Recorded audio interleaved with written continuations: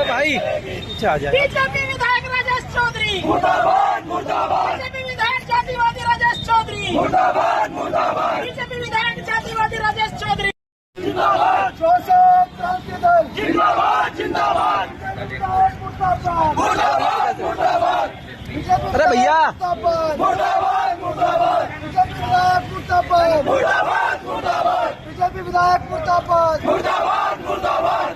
हम प्रशासन से अनुरोध करने आए हैं कि बहन जी के हमारे द्वारा क्रांति दल के द्वारा एप्लीकेशन लिखकर दोषी पे कानूनी कार्रवाई करें, मुकदमा दर्ज करें और कठोर से कठोर कार्रवाई उस पर काम करने के काम करें, जिससे कि और ऐसे घटिया निकम्मे दोगले और जातिवादी लोग दोबारा ऐसे पन पैना समाज में और मुर्दाबाद मुर्दाबाद, विधायक मुर्दाबाद मुर्दाबाद मुर्दाबाद, जातिवाद हो बर्बाद, मुर्दाबाद मुर्दाबाद, जातिवाद हो बर्बाद, हो बर्बाद हो बर्बाद, जातिवाद हो बर्बाद, हो बर्बाद हो बर्बाद, जातिवाद हो बर्बाद, हो बर्बाद हो बर्बाद।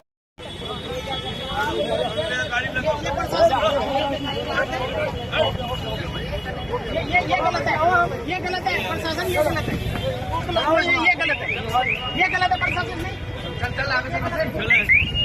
ये गलत है आदरणीय।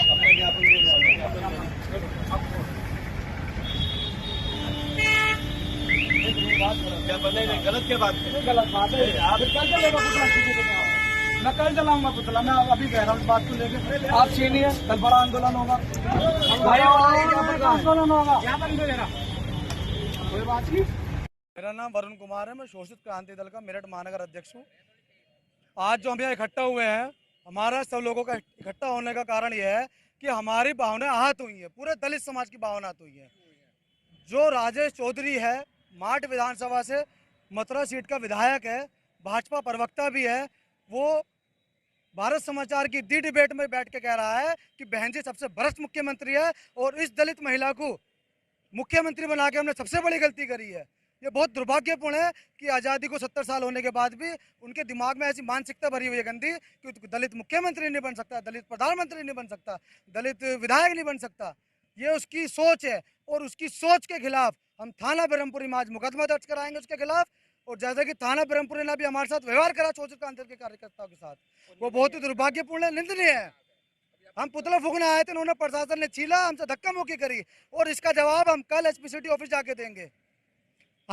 हमारा पुतला लिया गया, हम एसपी सिटी ऑफिस जाके कल पुतला फूकेंगे।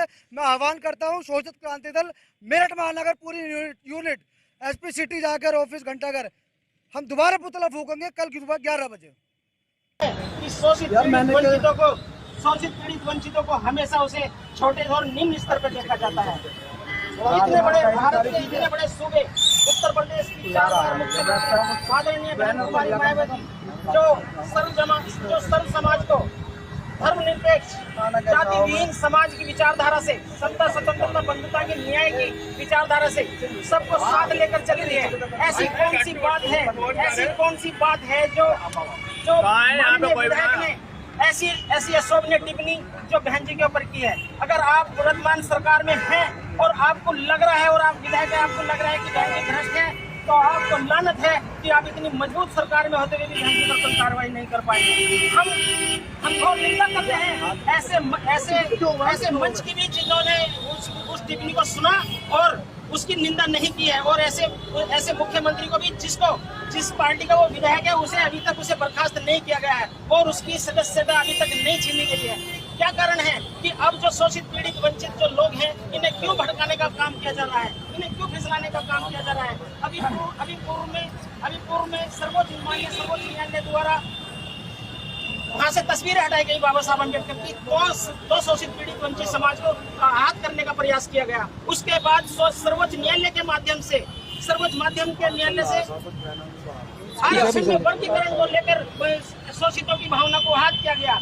जब इनकी भावना ऐसे आहत नहीं हुई, बहन जी ने पूरे भारत में भारत बंद का आह्वान किया और वो संवैधानिक बंद भी हुआ और इनको चिढ़ लग गई कि इतने जो अशिक्षित लोग हैं इतने समर्थ कैसे हो गए हैं। वो ऐसे हो गए हैं क्योंकि हम बाबा साहब के अनुयायी हैं और उस विचारधारा के अनुयायी हैं जो देश को आगे बढ़ाना चाहती है।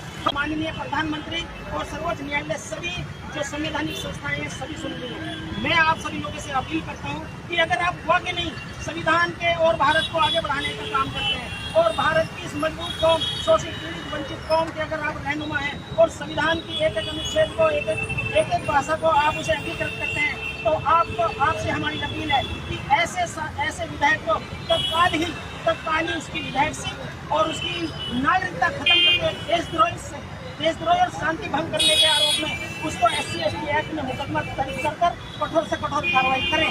अगर आप सब लोग ऐसा नहीं करते हैं तो शोषित पीड़ित वंचित लोग हैं, वो संविधान के अनुयायी हैं, वो आमरण अनशन पर बैठ जाएंगे, वो धरने पर बैठ जाएंगे और जब तक बैठ जाएंगे जब तक ऐसी क्रूर मानसिकताओं को कानून द्वारा न्याय नहीं मिलेगा।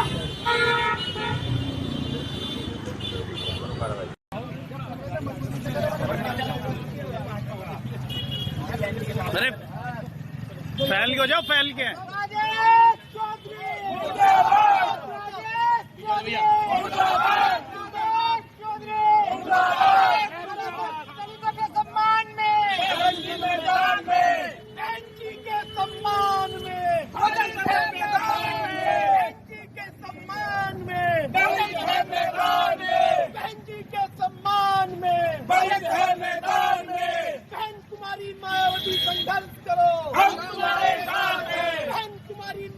संघर्ष